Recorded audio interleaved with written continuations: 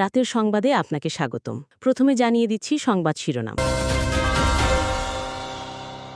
কাটিয়ে নিউ ইয়র্কের নবনির্বাচিত মুসলিম মেয়র জোহরান মামদানির সঙ্গে বৈঠক করেছেন মার্কিন প্রেসিডেন্ট ডোনাল্ড ট্রাম্প। স্থানীয় সময় শুক্রবার হোয়াইট হাউসের ওভাল অফিসে রুদ্ধদ্বার বৈঠকে প্রথমবার মুখোমুখি হন তারা। নিউ ইয়র্কের উন্নয়নে সহযোগিতার প্রতিশ্রুতি দেন মার্কিন প্রেসিডেন্ট। এ সময় আবাসন সংকট, জীবনযাত্রার ব্যয় বৃদ্ধি ও আইনসহ ফেডারেল আইন প্রয়োগকারী সংস্থাগুলোর ভূমিকা নিয়ে উদ্বেগ জানান নবনির্বাচিত মেয়র।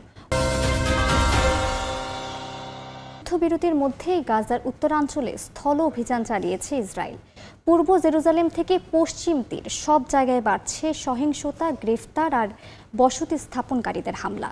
সব মিলিয়ে একদিনে নিহত অন্তত ৩ জন। দক্ষিণ লেবাননেও অব্যাহত বোমাবর্ষণে 1 জন নিহত হয়েছে। এদিকে আইসিসি কর্মকর্তাদের ওপর মার্কিন নিষেধাজ্ঞা নিয়ে ক্ষোভ জানিয়েছে জাতিসংঘ। ইউক্রেন যুদ্ধ অবসানে মার্কিন পরিকল্পনাকে চূড়ান্ত শান্তির ভিত্তি হিসেবে সমর্থন করলেন রুশ প্রেসিডেন্ট ভ্লাদিমির পুতিন। তবে এ প্রস্তাব মানতে নারাজ ইউক্রেন। দেশটি জানিয়েছে এ প্রস্তাবের মাধ্যমে দেশের মর্যাদা ও ভূখণ্ড উভয়ই ঝুঁকিতে পড়বে। থ্যাঙ্কসগিভিংয়ের মধ্যেই সমঝোতা চূড়ান্ত করতে ইউক্রেনের উপর চাপ বাড়িয়েছেন মার্কিন প্রেসিডেন্ট। এ অবস্থায় ইউরোপীয় নেতাদের সঙ্গে টানা পরামর্শে ব্যস্ত জেলেনস্কি। পাকিস্তানের পাঞ্জাবে একটি কারখানায় ভয়াবহ বিস্ফোরণের ঘটনা ঘটেছে। এতে অন্তত ২০ শ্রমিক নিহত হয়েছেন। আহত হন আরও ৭ জন। নিহতদের মধ্যে ১৯ জনের পরিচয় শনাক্ত হয়েছে। আঠা তৈরির ওই কারখানাটিতে গ্যাস লিকেজ থেকে আগুনের সূত্রপাত হয়েছে বলে প্রাথমিক ধারণার কথা জানিয়েছেন ফয়সালাবাদের কমিশনার। এবার শুনবেন বিস্তারিত।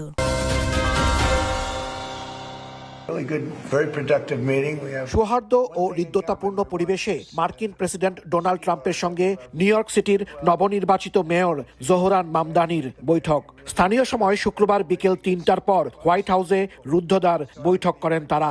৮ ঘণ্টা বৈঠকের পর ওভাল অফিসে সাংবাদিকদের মুখোমুখি হন ট্রাম্প ও মামদানি। ৪ নভেম্বরের নির্বাচনে মামদানির ঘোর বিরোধী ছিলেন ট্রাম্প। একে অন্যকে কটাক্ষ করতেও ছাড়েননি। তবে শুক্রবারের বৈঠকটি ছিল একেবারেই ভিন্ন। এদিন মামদানির প্রশংসায় পঞ্চমুখ ছিলেন ট্রাম্প। নবনির্বাচিত মেয়রকে আন্তরিক অভিনন্দন জানিয়ে মার্কিন প্রেসিডেন্ট বলেন, নিউ ইয়র্কের মেয়র হওয়া অনেক বড় ব্যাপার। তিনি আশা করেন মামদানি দুর্দান্ত মেয়র হবেন। আর মামদানি বলেন তিনি প্রেসিডেন্ট ট্রাম্পের সঙ্গে কাজ করার জন্য অধীর আগ্রহে অপেক্ষা করছেন। বৈঠকে নিউ ইয়র্কের আইন শৃঙ্খলা পরিস্থিতি, অপরাধ প্রবণতা, আবাসন সংকট, জীবনযাত্রার ব্যয় ও অর্থনৈতিক নিরাপত্তার উদ্বেগ নিয়ে ফলপ্রসূ আলোচনা হয়েছে বলে জানান ট্রাম্প মামদানি। আমাদের একটা দারুণ বৈঠক হলো, খুবই ভালো, খুবই ফলপ্রসূ। আমাদের একটা মিল আছে। আমরা দুজনই চাই আমাদের এই প্রিয় শহরটা ভালোভাবে এগিয়ে যাক। আর আমি মেয়রকে অভিনন্দন জানিয়েছি। তিনি সত্যিই অসাধারণ একটি নির্বাচন লড়েছেন। প্রাথমিক থেকেই খুবই দক্ষ, কঠিন প্রতিদ্বন্দ্বীদের বিরুদ্ধে তিনি সবাইকে খুব সহজেই হারিয়েছেন। প্রেসিডেন্টের সঙ্গে আমার বৈঠকটা খুবই ফলপ্রসূ ছিল। আমরা দুজনই নিউ ইয়র্ক সিটিকে ভালোবাসি। এই শহরেই আমাদের মিল। আর এই শহরের মানুষকে কিভাবে সাশ্রয়ী জীবন ফিরিয়ে দেওয়া যায় সেটাই ছিল আলোচনার মূল বিষয়। চলতি মাসের শুরুতে অনুষ্ঠিত নির্বাচনে সাবেক গভর্নর অ্যান্ড্রু কুমোকে বিশাল ব্যবধানে পরাজিত করে নিউ ইয়র্ক সিটির ইতিহাসে প্রথম মুসলিম মেয়র নির্বাচিত হন ৩৪ বছর বয়সী ডেমোক্র্যাট নেতা জোহরান মামদানি। ১ জানুয়ারি বর্তমান মেয়র এরিক অ্যাডামসের কাছ থেকে দায়িত্ব নেবেন তিনি।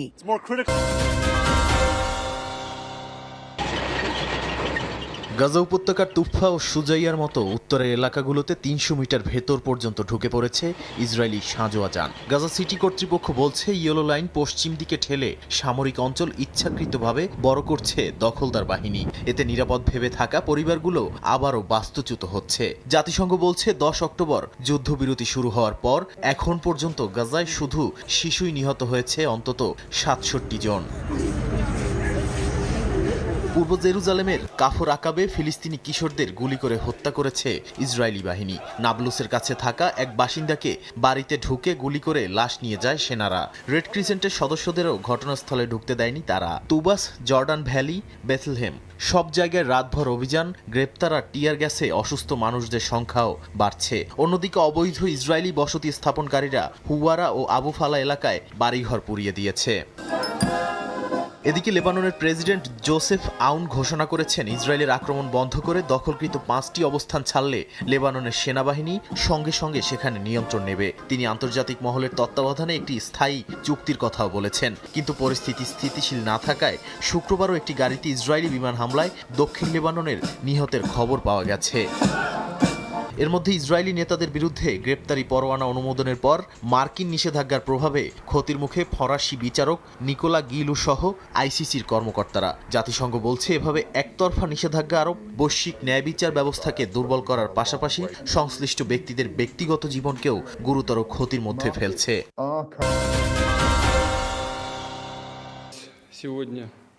ওয়াশিংটনের পাঠানো 28 দফা পরিকল্পনা শান্তি সমঝোতার ভিত্তি হতে পারে বলে জানিয়েছেন রুশ প্রেসিডেন্ট ভ্লাদিমির পুতিন। স্থানীয় সময় শুক্রবার তিনি জানান, পরিকল্পনাটি এখনো বিস্তারিতভাবে আলোচনায় না এলেও রুশ বাহিনী যে অগ্রসর হচ্ছে এ বাস্তবতা কিয়েভ ও ইউরোপ এখনো বুঝতে পারছে না। তার দাবি, ইউক্রেন আপত্তি জানালেও যুদ্ধ থামাতে হলে রাজনৈতিক শর্ত মেনে নিতে হবে।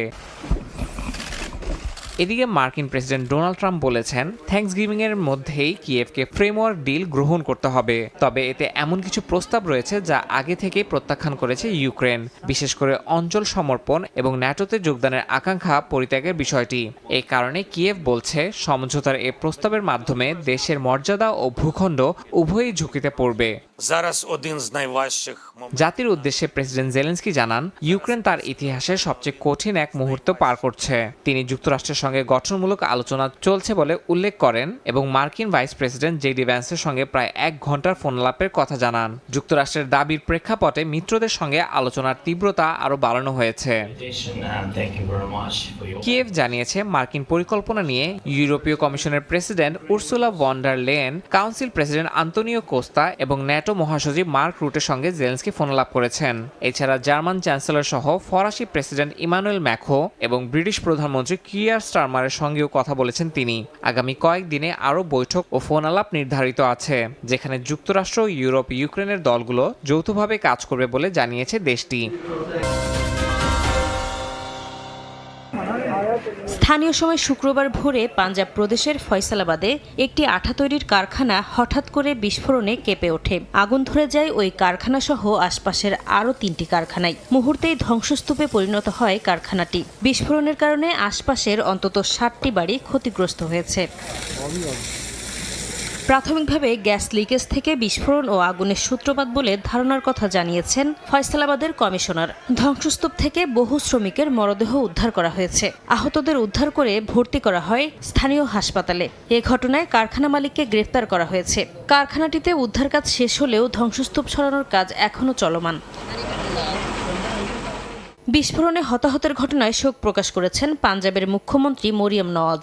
নিহতদের পরিবারের প্রতি সমবেদনা জানিয়ে ঘটনাটি জোরালোভাবে তদন্তের নির্দেশ দিয়েছেন তিনি।